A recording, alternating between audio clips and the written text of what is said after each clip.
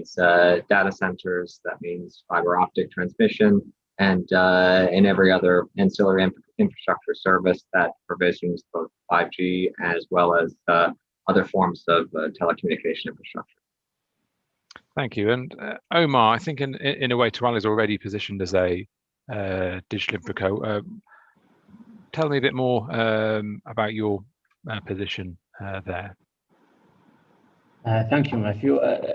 Digital infraco itself, I think the difference between them, there is no a line to distinguish between the two definitions. It is an infrastructure company where you add services until you become more deep in the digital world than only traditional infrastructure services or passive services.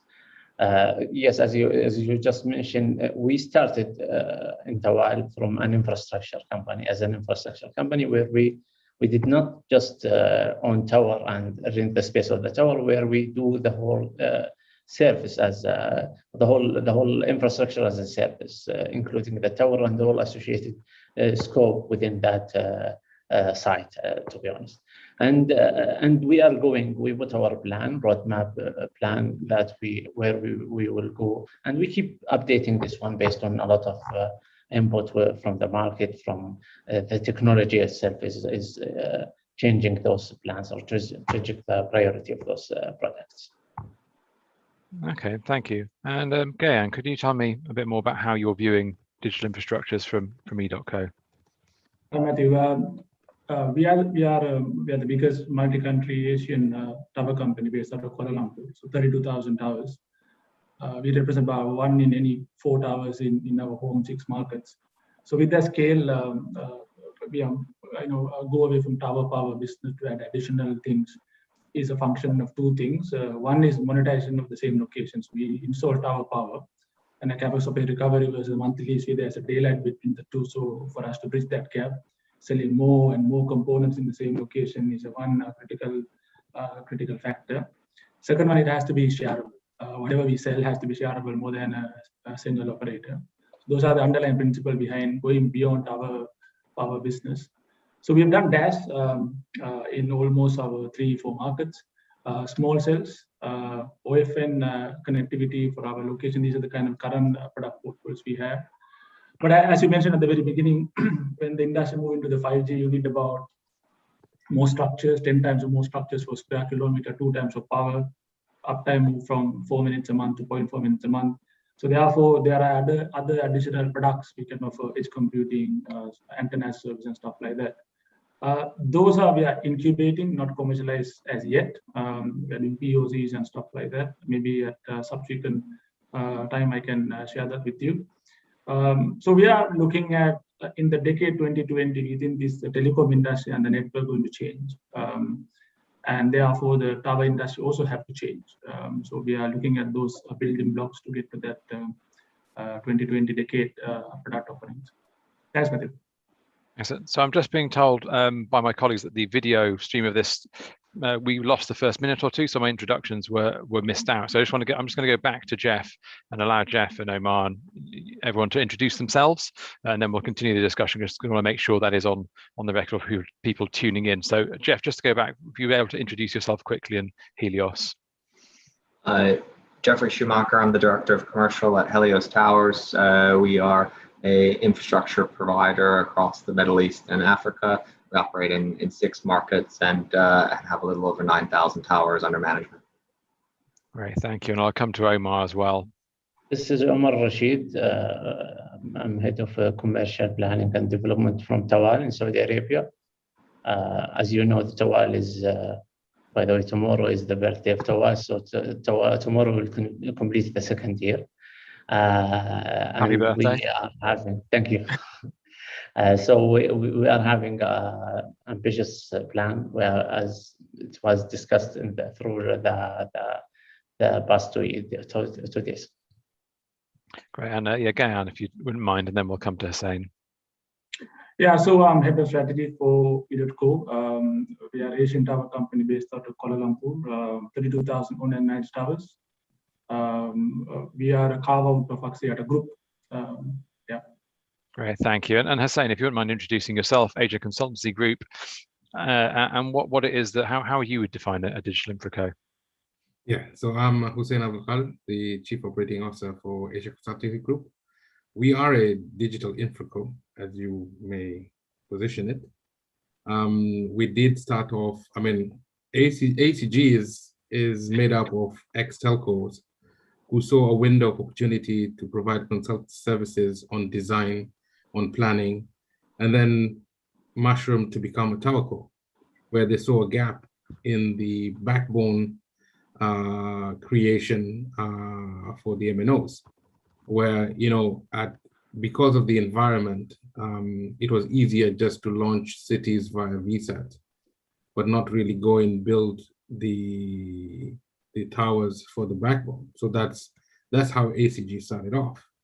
And by doing so, ACG currently owns about 70% or even more of the backbones of intercity via microwave.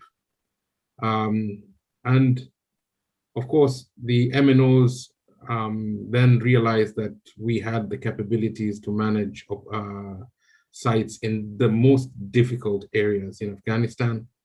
So we were able to acquire sites that the MNOs could take up. And yeah, I mean, that's how it started. Then the environment made us adapt to, I would say, change our strategy, change our vision, okay, and not only stay as a telco. And as Omar said, you know, you normally start as an infrastructure provider, where you just do the tower as passive and build it and they will come. So we changed that strategy, and to be more proactive, of course, we partner with MNOs to provide certain contracts that they have for rural coverage, where we own the RAN. We decided not to go the other route where we provide our own RAN and then try and integrate it with the MNO core. We decided to go with the incumbent operators, I mean the manufacturers like ZTE and Huawei, which the MNOs already use, and we don't need to then go into any interoperability with the MNOs. So by going active equipment, we were able to control the equipment consumption, and we're able to do then green power, however you want to position it, if it's hybrid, solar, wind, combination of any. So that's how we entered the digital space, and that's how I would call it, the digital infraco, where you're not only providing passive, but providing active, and active not only the power part, but the electronics behind it. So then on the tower or the MNO or telecom space, that's what we provide as ACG. We also entered the digital TV transmission space, where there was an opening where we are now the only digital TV station in Afghanistan. Of course, we have all the others being brought in from India and Pakistan, which are not licensed, but you know, that's something that we got to deal with. Okay, we are also a national fiber operator. Okay, we did see an opening for fiber. And actually it's not really 5G, but actually 4G. Okay, I mean, we saw the capacities required beyond 3G, and even microwave transmission can't give you a pure, you know, 3G capacity, where there is a tremendous demand for data. So because of that, ACG decided to look at the fiber national operator license. We did win it. We are now doing the backhaul transmission network on fiber. Okay, and by doing so, we are providing, I would say, the digital infrastructure for you to be able to run anything under the ICT sector. Okay, So we are also, I mean, once the fiber network is robust enough, we are looking at getting certified for a tier 3, tier 4 data center as well. So we're looking at hosting, we're looking at caching. There are caching being done by the MNOs, but not to the extent that it should be. Mm-hmm. Okay. There is, I mean, if you look at the region as a region, there's a lot of stuff happening on fiber in Pakistan today. If it's undersea cable, if it's the Orient Express, if it's Peace Cable from China, there's a lot of things happening on fiber. But then it isolates the CIS states, which is the Central Asia. And we are looking at being the gap to connect Central Asia to the undersea cable. Mm-hmm. So in that sense, we have a vision of where we want to go. Of course, the environment and finance is a deal breaker to some degree, but that's what I would envisage digital infraco to be, is the one that provides a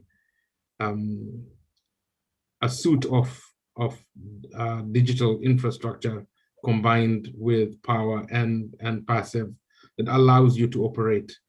In an example, our RAN sites are single RAN, where we host the MNOs on frequency only.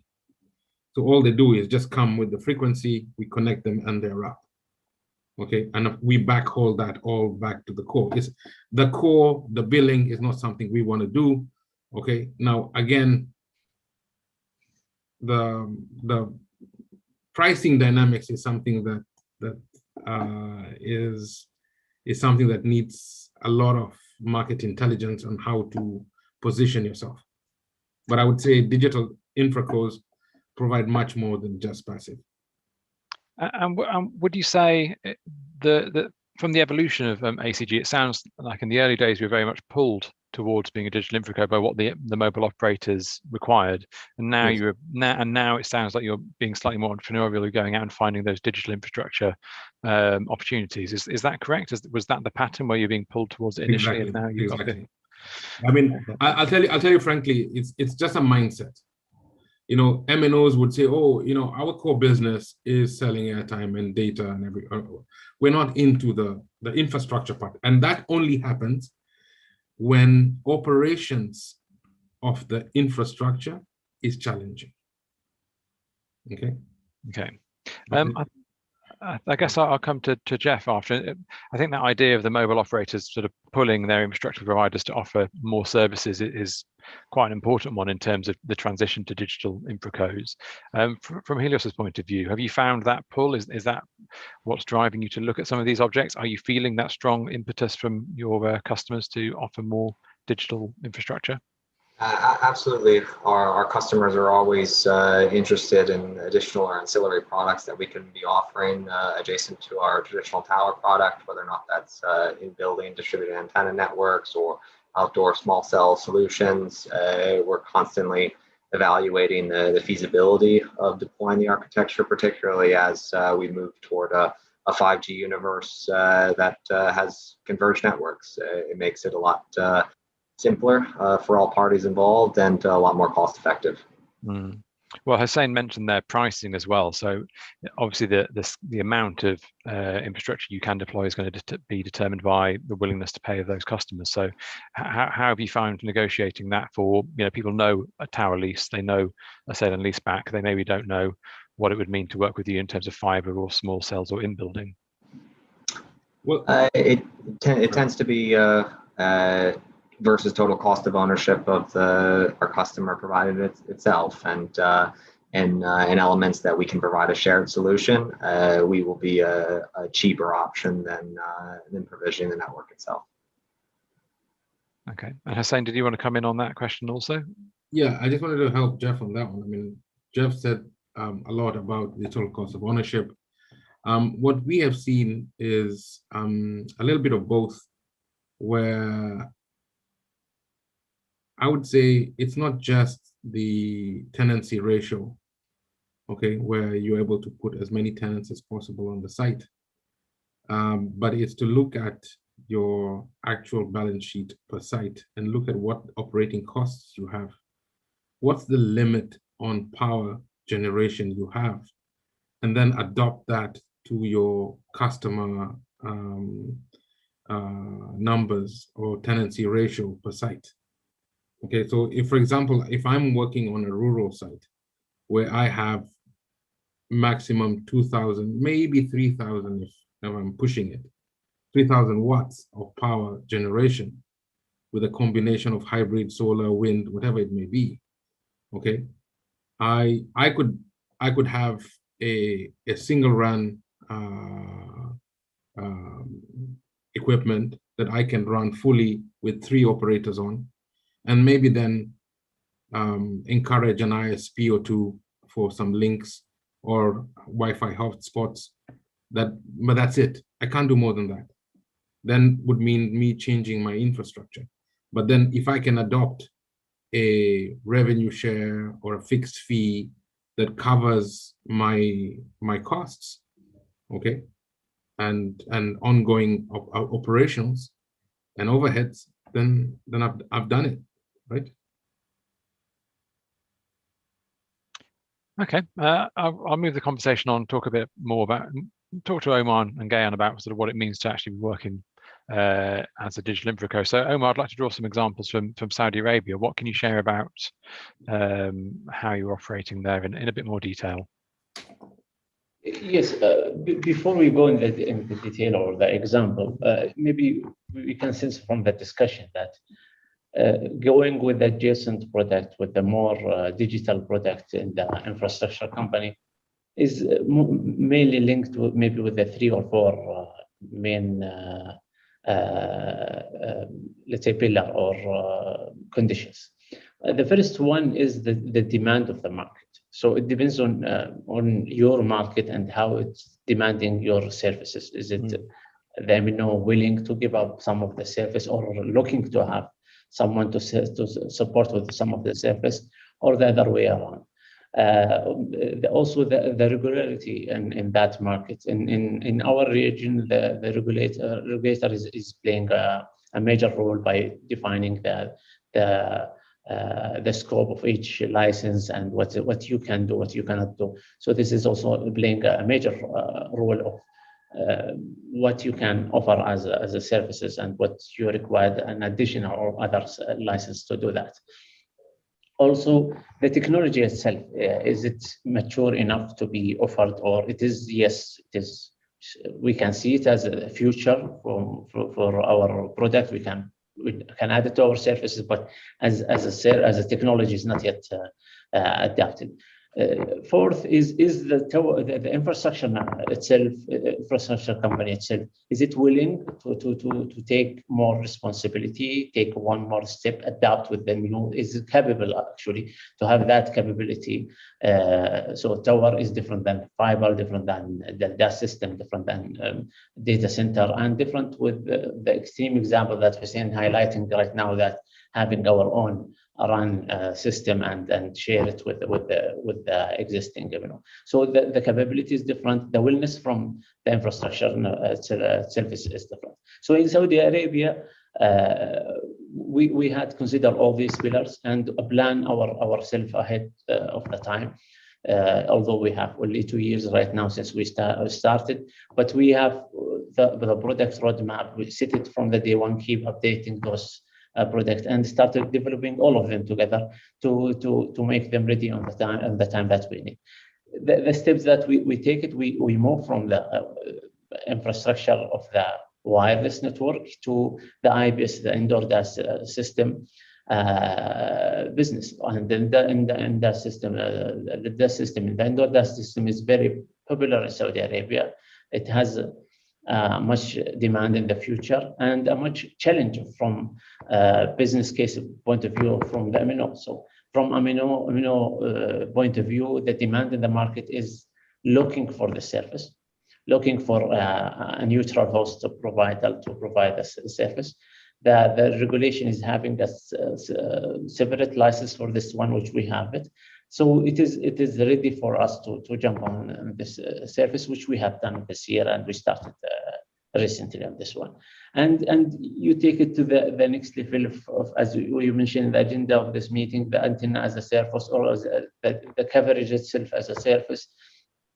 All these things are in the radar. The small cell, smart city, fiber to the tower, which we are having it as a second after the IBS, and we are ready right now to provide. We start offering to our client the fiber by partnership with the fiber provider available in the market to have their fiber connected to our site to add more value to our customer. So our target is to have the most added value services that will help our clients, our customer, to improve their business and from both cost-wise and performance-wise. And are you finding some of these additional services, are they being driven by the adoption of 5G, or is this a 4G world issue as well, or is it really being driven by that 5G adoption? Each service has impact of 5G. 5G impact is quite general and affecting everything, starting from the passive itself. It's affected by the 5G, and as well as the adjacent services that we are talking about.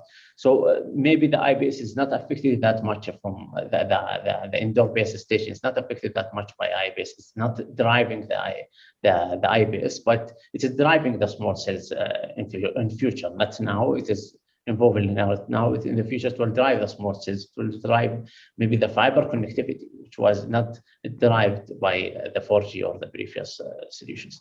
So it is driving a lot of things. It's making a lot of changes as a 5G. Quite different as a percentage from services. Okay, I'll come to Gayan now, and I'd like to hear a bit more about your market experiences. Yeah, Matthew, I may have a slightly different opinion and perspective than Jeff and Hussein. I think going into RAN and going beyond tower power is a very compelling proposition from the market perspective. And the downside of that is, of course, there are three downsides in our view. One, we are entering into, we are deviating away from the tower core principle, capex of a recovery contract period of 12 years, escalator baked in, co-location. We are moving into something active material where you'll have higher risk factors, the guaranteed return. So you'll not have static cash flow. There'll be PM, CM, some repair work, upgrades within that 12-year contract period. So that's one. We are deviating away from the tower core principle. The second one is we may enter into kind of a competition with our own customers, because having active element is their own core. Moving into that will be a slightly tricky part. The third one is more pertinent to us. The service level, currently, if you don't get SLA uptime or MTTR, you are charged by a monthly rental. So that's the maximum exposure you would have. In a time for RAN and the business exposure, so negative carry for them of having, if you don't have the uptime, so how much of penalty you have to pay for them. And so there are kind of three things which disturb us going into active elements. But in our mind, if at all, if the tower core wanted to go beyond tower power to have RAN as a service, it should be open RAN. If the industry is disaggregating active and passive, and you have two, hardware and software is disaggregated, so people can buy equipment on eBay and install them, and then on the back end of it, in a one tower, you can have multiple operators just by simply upgrading software.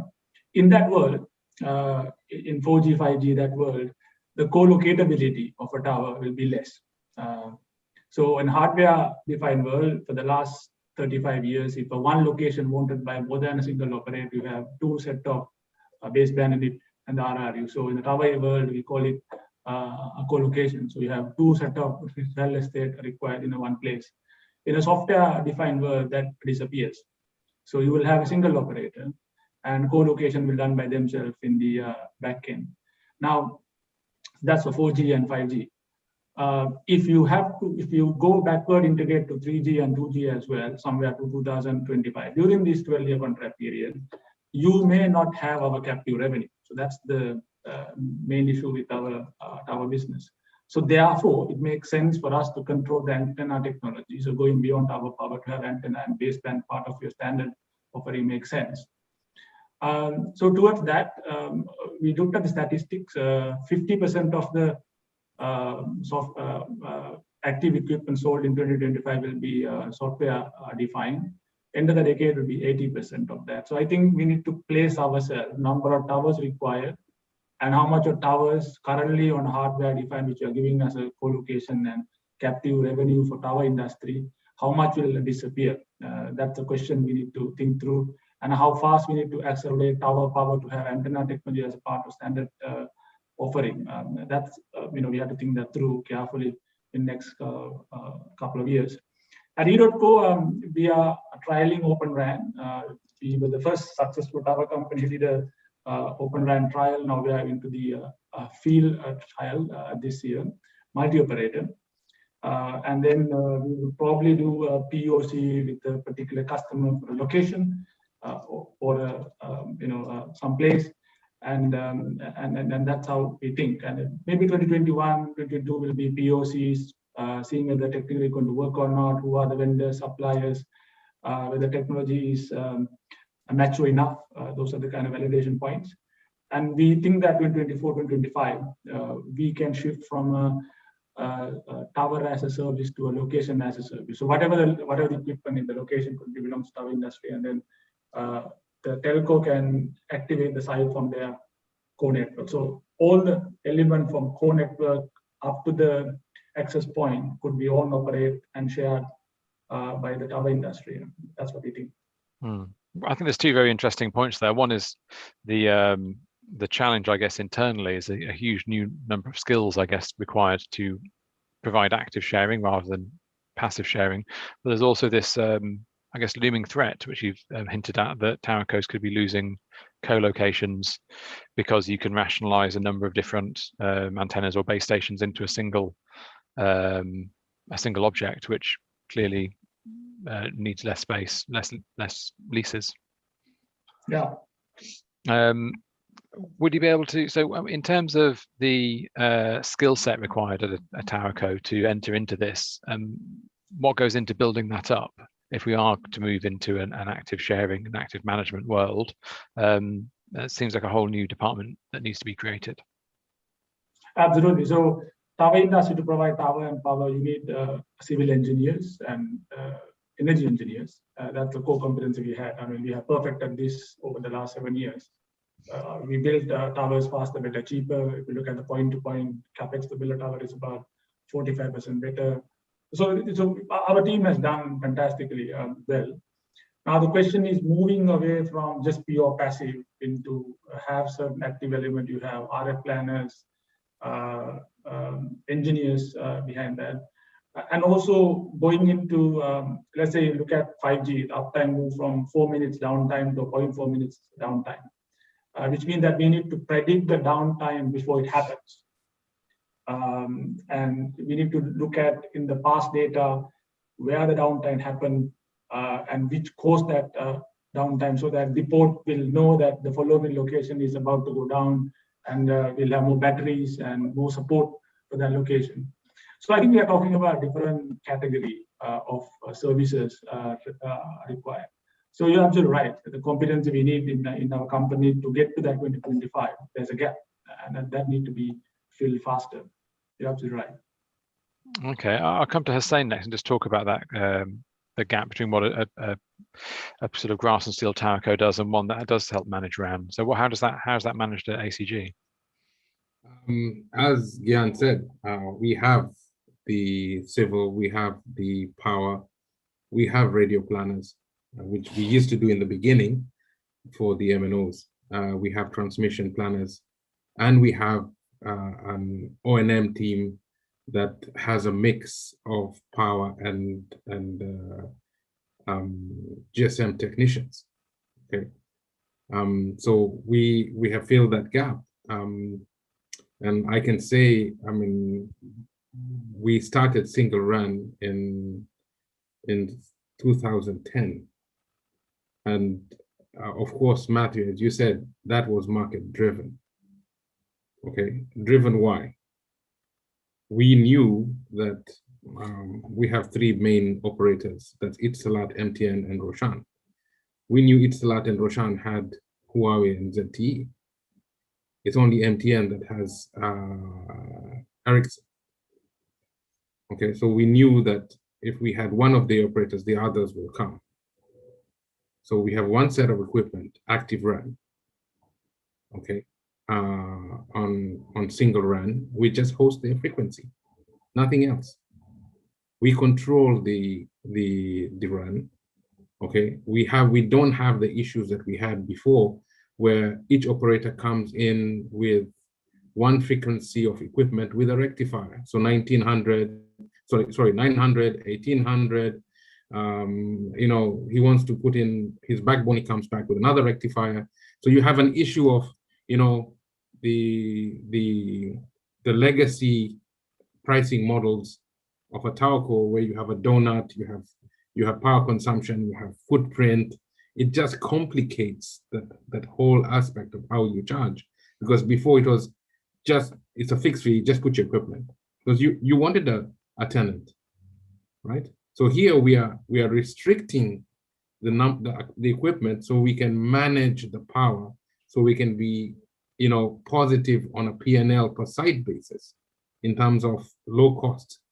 Okay, so yeah, we have expertise in a number of areas, but that's all market driven, where we knew we could have 3 operators on one site if they really wanted to come in. I mean, all we're telling them is it's a fixed fee. And of course, Gayan, the fixed fee is determined by an SLA. So if you don't meet the monthly SLA or minimum SLA, then there's a deduction criteria. And you could either do it on a fixed fee, you can either do it on a revenue share. Of course, revenue share, then you need some other techniques. There's other complications which I don't want to put in here right now. It's kind of interesting, but I'll leave it at that. Okay, well, we can, yeah. If people want to get into more nitty gritty detail with you, then they're welcome to reach out on the platform. Yeah, that's our niche. We have done it before. We know how. You know, I'm ex telco, so I know what the telco wants. I know how to position it. Okay. So you know, the revenues can be incoming, outgoing, data, voice, however you want to position it. Okay, because a site that you put up on a rural area, it's not just the incoming or outgoing revenues. There are other revenues that you can discuss. Okay, and yes, you said it, Gayan. It could impact your tenancy ratio, because you might have one antenna that has 3 operators, or you have one set of RAN that has 3 operators, but your tower is cheaper. You don't have to put so much equipment on it. Okay. Do you have a response to that, Gayan, in terms of, you know, I guess the positive aspect to having lower tenancies? Yeah, no, single RAN and multi-operate in the backend. Tower is light. You don't have to build that big tower. CapEx tower is cheaper. That's fine. Just only point is that we are moving away from the investors, so those who invested in our tower industry. So a single tenant CapEx OpEx recovered, and 2-way sharing is 2 times of that. So I think this return expectation of the shareholders versus the optimization of the tower, that's the gap. So I think we are still go by the basic foundation of the investors, but we committed to them. That principle is all about single tenanted co-location and stuff like that, and that's the gap. And I guess, Gan, if I can say, sorry, Matt. I want to share something with you, Gan. Yes, please.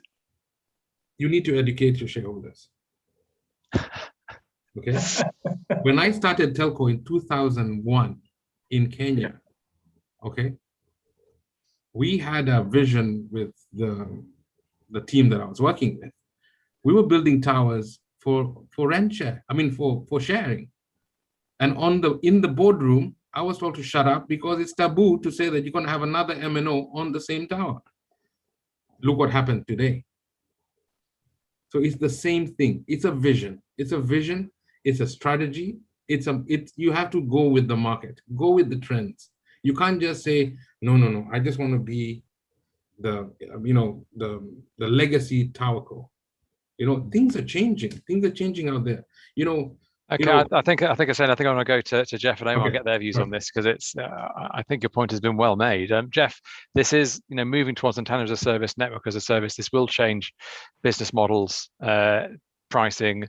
There are going to be impacts on co-locations. How do you plan to manage that in this transition to if we can service multiple MNOs through Open RAN sharing, that is going to have an impact on the sort of bread and butter business model. I would just say that it will form a fraction of the market over the next 10, 20, 30 years as the technology permits it. In the meantime, we would see it as a very small aspect of total RAN deployment. However, we're positioning ourselves to be a antenna as a service provider to our customers, as we do see circumstances where it makes sense. Okay, and come to you as well, Omar. How is the business model for Tawal developing to manage the future as providing network as a service or antenna as a service? Yes, before I go to there, just to add to Hussein and again this discussion. Again, it is coming back to my original point that the market plus regulation plus the tower core, the infrastructure company themselves, who decide what should be the model. I cannot enforce a service to them, while they don't like it. Coming back to you, Matthew, in Tawal, we already, as I told you, we already take those steps towards the digital or the more added value services by having the DAS system, fiber to the tower. We had a lot of discussion as well as some sort of POC about what will look like if we go with the antenna as a service or a coverage on demand. And this is not to also again point. This is not as a competition with our it is in cooperation with our clients. So our main client, our main revenue stream coming from the mobile network operator. So we work to make their life easier and more profitable. And this is the beauty of having an infrastructure company.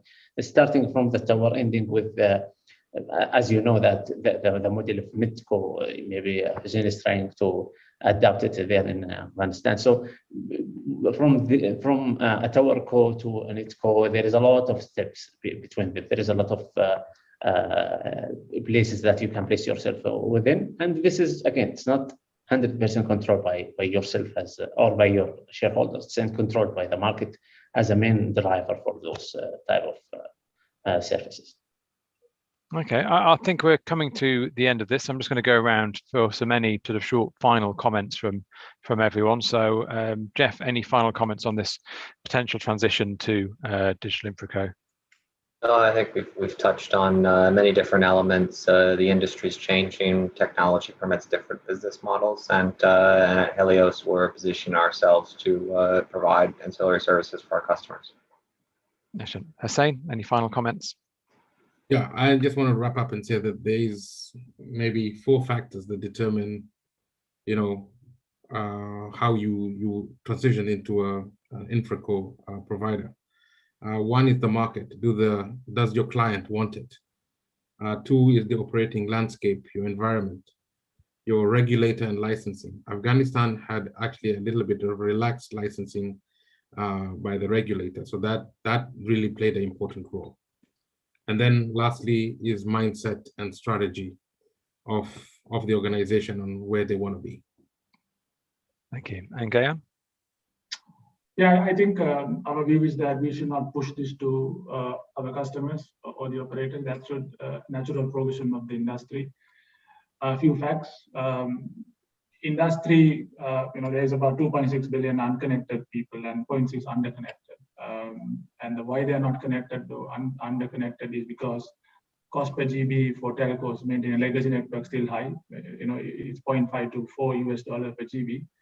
That has to come to 10 cents at some point in time. So that pressure coming to us at some point in time. I think the ticking point for that is world is going for Open RAN within 2024, 2025.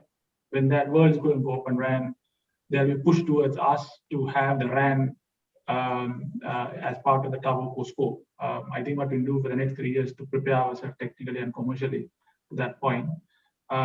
We are not entirely supportive of the idea to push this upon our own customers right now, which is a bit too early in our view. Okay, and Omar, any final words?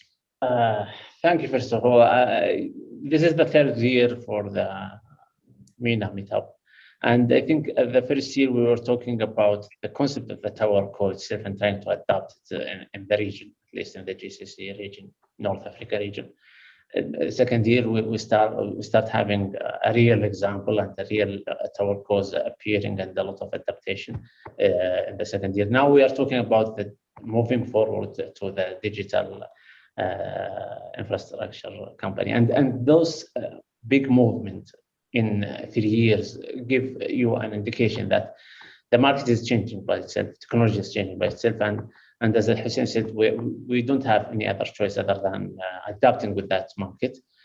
Keeping in our mind what Gayan is saying, that we formed this company, we formed this business is to support the ecosystem of the telecom industry, where whatever the infrastructure company can support, we will support based on the real or the right business model and the right approach. Great, thank you everyone, and thank you to all of our panelists. We'll wrap it up there.